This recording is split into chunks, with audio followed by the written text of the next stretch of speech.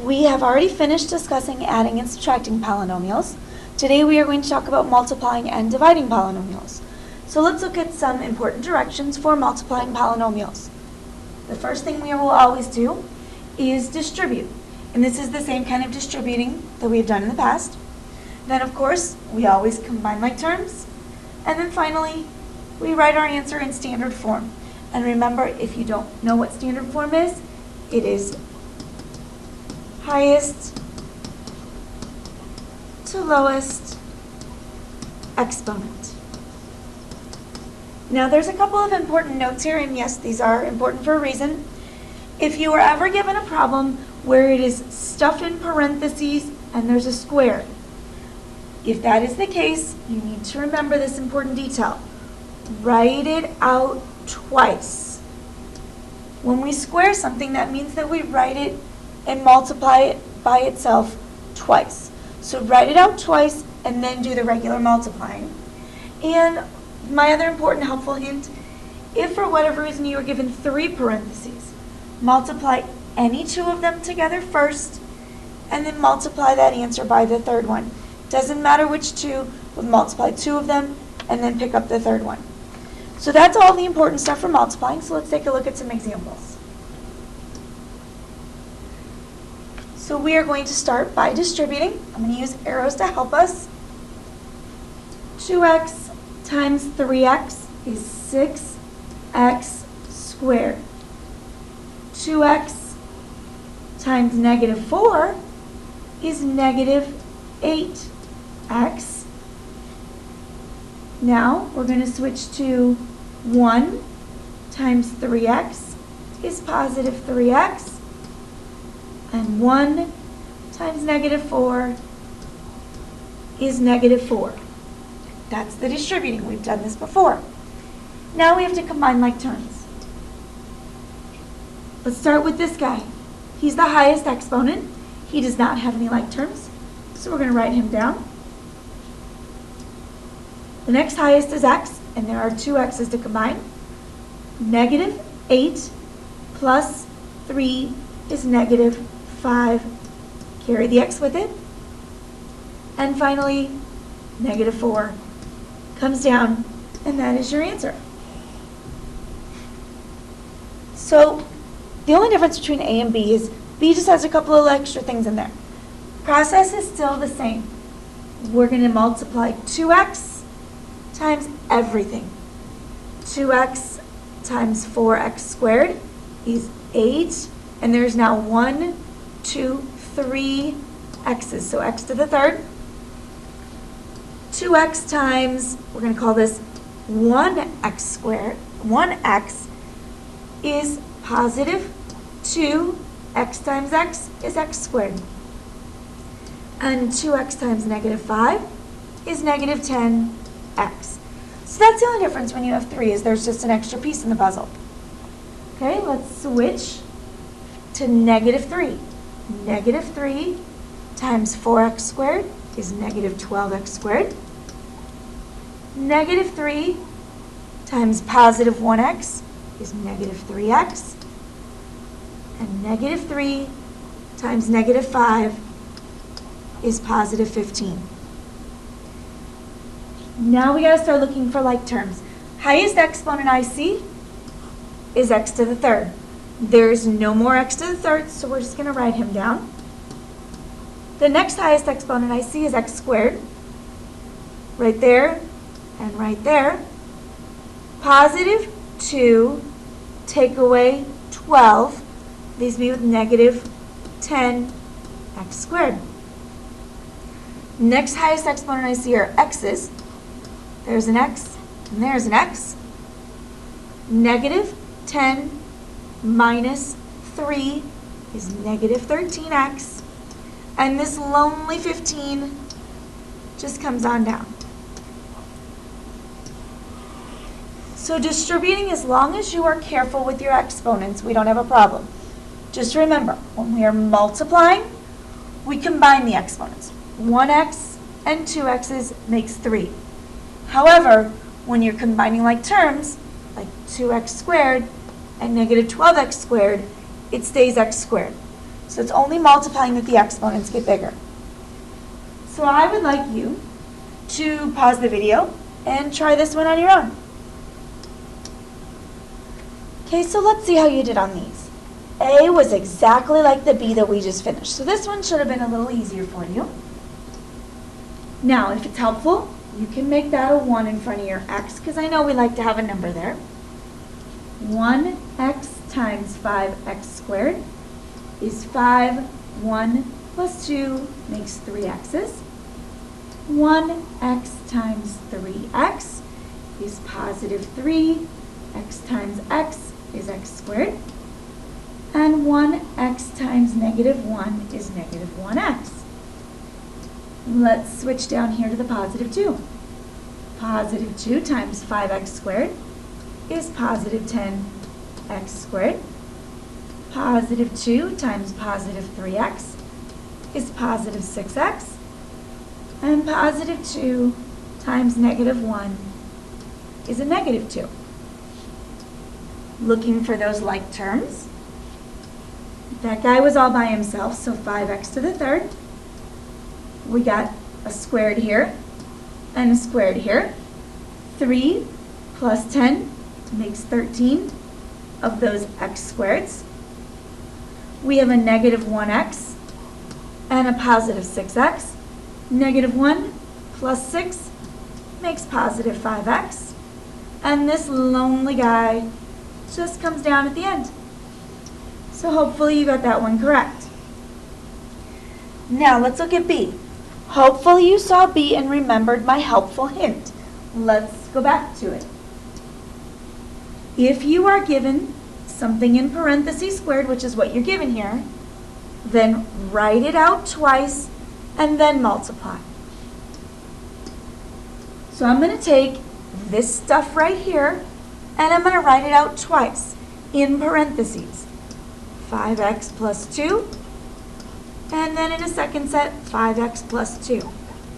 That's important to know.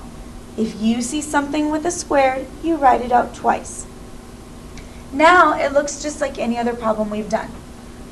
5x times 5x. 5 times 5 is 25. X times x is x squared. 5x times 2 is positive 10x. We're going to switch to the 2 here. 2 times 5x is positive 10x. And 2 times 2 is 4. Final step of combining like terms. We have an x squared. There's no other x squareds. Keep him the same. We have a positive 10x and a positive 10x. 10 plus 10 makes 20x's. And then we have this lonely 4 that's going to tag along for the ride. And hopefully you got that one right. So we're going to look at this one last example. Now, this was my other helpful hint. When you see 3 sets of parentheses, you can't do it all at one time. You need to pick any 2, ignore the third one, and start with 2 of them. So I'm going to use these 2. I'm going to ignore that guy on the end as though he's not there to start with. So we're going to start with x times x is x squared, and x times negative 1 is negative 1x. Then we're going to switch. Negative 2 times x is negative 2x, and negative 2 times negative 1, 2 negatives make a positive 2. Now finish this part first. So I'm going to finish by combining like terms. He's all by himself. Here's your x's. Negative 1 and negative 2 make negative 3x's. And then we also have the plus 2 to tag along. Now, the difference is we're not done here. We don't get to put a box around him. Instead, what we're going to do is we're going to put parentheses around him, and then we're going to drop this other set of parentheses straight down. So now we need to start over the process of distributing. So I'm going to go back to the very first one. I'm going to take x squared times both of these. X squared times 2x. Well, that leaves us with a 2, and 2 x's plus 1x gives us 3 x's. X squared times 3 is positive 3x squared. Okay? Well, now we need to switch to the next part.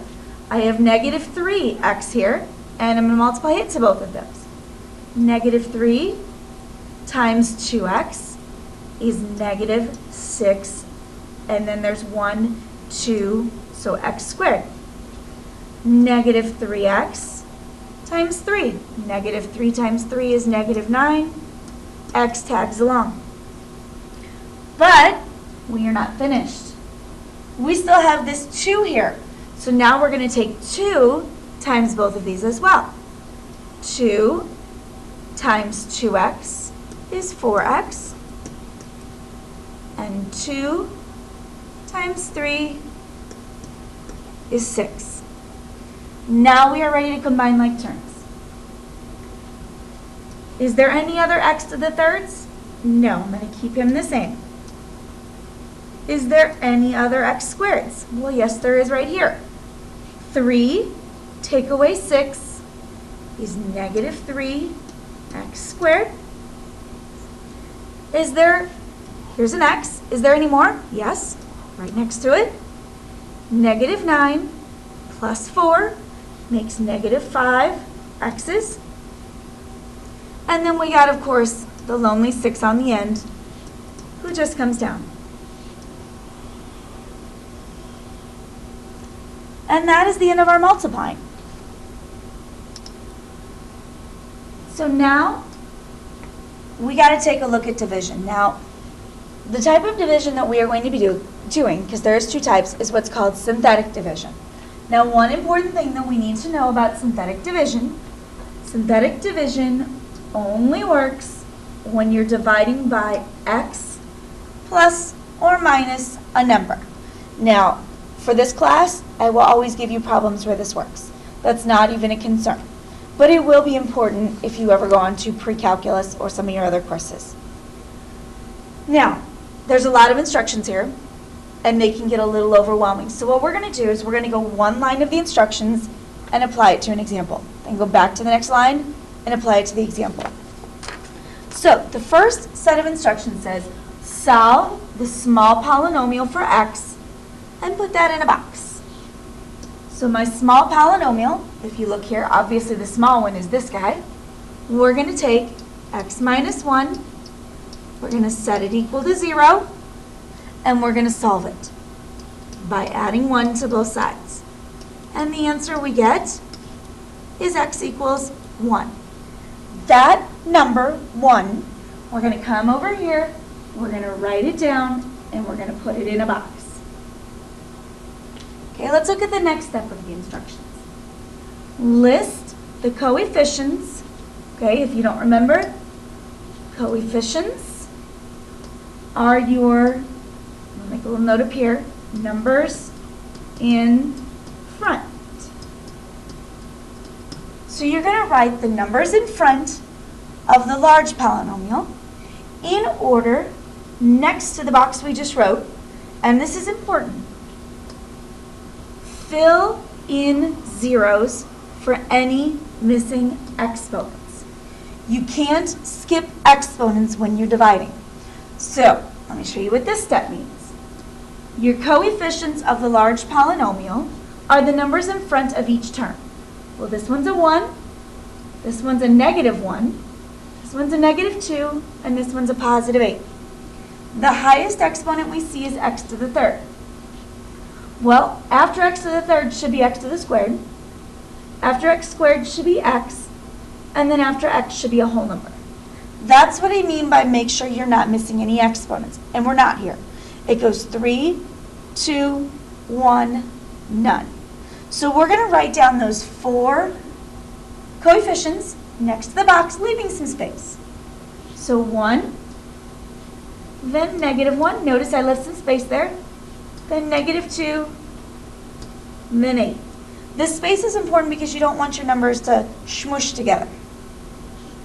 Let's look at step number 3. Leave a line of space below and then draw a line. So leave some space because I'm going to be filling in some numbers, and then all the way across, draw a horizontal line. This is what's called the setup process. Small polynomial, solve it, put that number in a box. Coefficients, write them down, skip a line of space, and then draw a line. The rest of this is the math. Step number 4, bring the first coefficient below the line. The first coefficient must always just come straight down. That's where 90% of your mistakes are made. People forget that first step. Now, multiply it, in other words, the number you just brought down, by the number in the box, and put the answer below the next coefficient. So I'm going to take the number I just brought down times the number in the box. So 1 times 1 is 1. And I'm going to put that below the next coefficient. Not below the line, below the coefficient. Then step 6 says add down the column and put the answer below the line. So -1 plus 1 is 0, and 0 goes below the line. Repeat 5 and 6 until you're finished. So we're going to repeat the process of multiplying, putting the answer below the coefficient, and adding until we're done. So we're going to repeat the number we just wrote times the number in the box. 0 times 1 is 0. Put it below the next coefficient. Then add your results. -2 plus 0 is -2. We still have more coefficients, so we're going to keep going. -2 times the number in the box, which is 1, is -2. Put that below the next coefficient. Then add down your column. 8 plus -2 is 6. Once you've hit the end of your numbers, because I don't have anything else over here, this is we're done with this process of repeating. So we're going to come back to our instructions. And we're going to look at the last instruction. The numbers under the line represent the coefficients of your answer starting, here's what's important, 1 degree lower. When we divide, things get smaller. So these are our coefficients. However, this degree that used to be 3 has to get smaller, and it always goes down by 1. So if I go from x to the third and I go down 1 degree, I'm at x squared. So this is my coefficient for x squared, 1x squared. Well, after x squared comes x. So this is my coefficient for x, plus 0x. After x is my whole number. This is my whole number. Well, then what's this?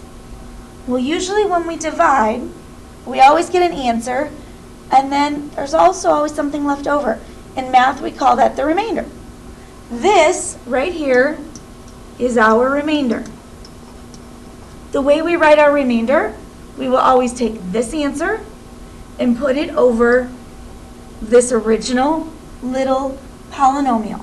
So it's plus 6 over x minus 1. And that is your first division problem. Not hard, and actually once you practice it a few times, it becomes a pretty easy process. So let's look at another one together. Okay, So we're going to try and not look back on our directions. The first step is to take your little polynomial, x plus 2, set it equal to 0, and solve. Subtract 2. We are left with x equals 0. Take away 2 is negative 2. That answer is what goes in the box. Negative 2 in a box. Our coefficients. In front of x to the third is 1, so we have 1, negative 3, negative 7, and 6. Let's make sure there is no missing exponents. From x to the third, we should go down to x squared. From x squared, we should go down to x. And from x, we should go down to a whole number. 3, 2, 1, none. So there's no missing exponents. So let's write the coefficients down. 1, negative 3, negative 7, positive 6. Then we leave some space, and we come down here, and we draw our line. That will always be your setup. After we have our problem set up, the first step is a step we always like to forget about. The first number must come down. So bring down my 1. What do I do next? I multiply. 1 times negative 2 is negative 2, and I put it under the next coefficient. What do I do after that? I add. Negative 3 plus negative 2 makes negative 5. Then I multiply. Negative 5 times negative 2. 2 negatives make a positive 10. Then I add. Negative 7 plus 10 is positive 3. Then I multiply again. 3 times negative 2 is negative 6. And then finally I add again. 6 plus negative 6 is 0. That's the end of the division. Now we're ready to write our answer. So our degree, which was 3, is going to go down by 1. So it's going to go down to x squared. So this guy is 1x squared. This guy is minus 5x. This guy is your whole number, so plus 3. This guy is your remainder. Well, is it okay to have a remainder of 0? Absolutely. But if your remainder is 0, you don't have to write anything there. And so that is your final answer. So we're going to try one more together, then I'm going to have you try one on your own. So where do we start? We take this small polynomial and set it equal to 0. To solve that, I need to add 1 to both sides. That leaves me with x equals 0 plus 1 is 1. So I'm going to put a 1 in the box. So my coefficients are 1, 5, negative 1, and negative 1. Let's see if anything is missing. My highest exponent is 4, so I go 4, 3, 2, to 0. I skipped 1. In here, I am missing an x. It should go 4, 3, 2, 1, 0. So since I am missing an x, I always put a 0 in its place. That's what we mean by missing exponents. So I'm going to fill in my coefficients now. 1, 5, you know what, let me move this down a little bit.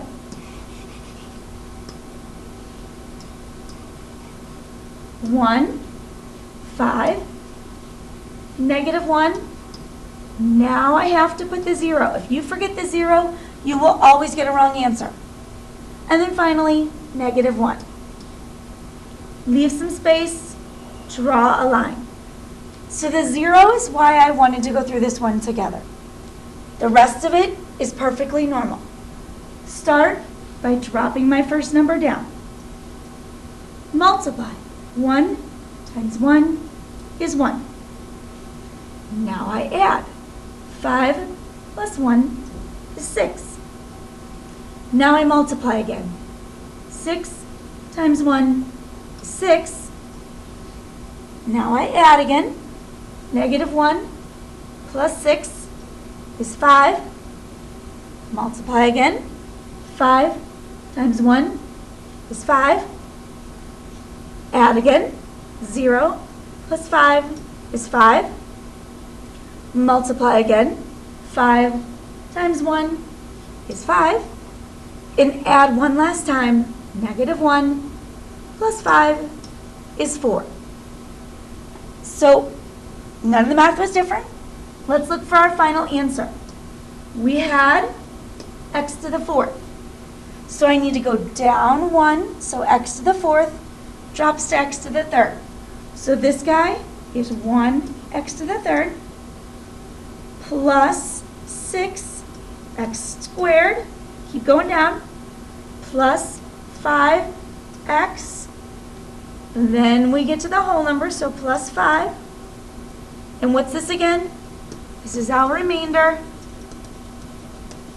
So plus 4 over x minus 1. And that's the final answer. So I would like you to pause the video, try this one on your own, make sure you find that missing exponent because there is one missing, and let's see how you can do. Okay, so let's see how you did. First of all, x plus 3 equals 0. To solve this, I subtract 3. I'm left with x equals 0, take away 3 is negative 3. So negative 3 is going to go in the box. Let's hope that you found your missing exponent. This goes from 3 to 1. So which one was missing? Well, you can't go from 3 to 1, you got to go from 3 to 2. Missing right here was an x squared, which requires a 0. So now it goes 3, 2, 1, none. So now we're ready to write out our exponents.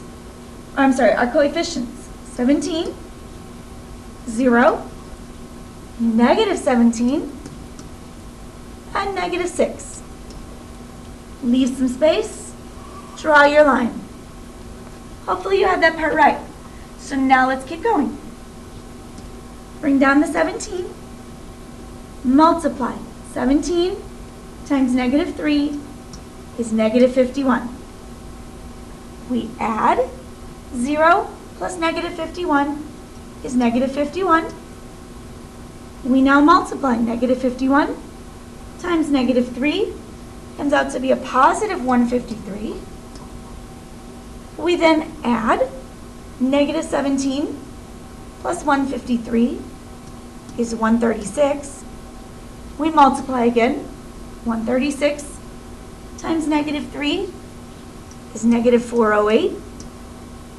And we add negative 6 plus negative 408 is negative 414. So let's look for our final answer. We are going from x to the 3rd down to x squared. So 17x squared. Then we got x, so minus 51, x. Then we have our whole number, so plus 136. Then we have our remainder, so plus negative 414 over x plus 3. So hopefully you got that one right. So we have one definition to go along with this division. That definition is, what does it mean to be a factor of a polynomial? A polynomial that when divided into another polynomial leaves a remainder of 0. So here's the important stuff. To be a factor you must get a remainder of 0. So if you had to pull the important words out, those are the important words. To be a factor, you must have a remainder of 0. So let's take a look at our instructions here. Determine whether each binomial is a factor of x to the third plus x squared minus 16x minus 16. So I want to know if this is a factor. So what that simply means is I need to use synthetic division and hope I get a remainder of 0. So I'm going to first set this equal to 0, which means I need to subtract 4 from both sides. That leaves me with x equals 0, take away 4 is negative 4. So I'm going to put a negative 4 in the box. Here's my main polynomial. So I have 1x to the third plus 1x squared minus 16x minus 16. 3, 2, 1, 0. So I'm not missing anything. So let me write down my coefficients. 1, 1, negative 16, positive 16. Whoops, nope, both negatives, my bad. Leave space, draw a line. Bring down your first coefficient. Multiply. 1 times negative 4 is negative 4. Now I add 1 plus negative 4 is negative 3. Multiply negative 3 times negative 4 makes a positive 12. Add negative 16 plus 12 is negative 4. Multiply again, negative 4 times negative 4 is positive 16. Negative 16 plus 16 is 0. This problem is done. I'm not expecting you to write me an equation. My answer simply needs to be determined whether it is a factor. I'm simply looking for a yes or a no. Again, to be a factor, we must get a remainder of 0. Did we get a remainder of 0? Well, this is the remainder. So the answer to that is yes. Because that's a 0, I have a factor. So pause the video and try B on your own, and then make sure you did it correctly. Okay, so let's see how you did. Equal to 0, add 1 to both sides. We get x equals 1. Put a 1 in the box. Coefficients stay exactly the same. 1, 1, negative 16, negative 16. Bring down the 1. 1 times 1 is 1. 1 plus 1 is 2. 2 times 1 is 2. Negative 16 plus, negative 16 plus 2 is negative 14. Negative 14 times 1 is negative 14. And negative 16 plus negative 14 is negative 30. Did we get a 0 for the remainder? That is definitely not a 0. So no, we do not have a factor because that remainder is not 0. And that's the end of the lesson.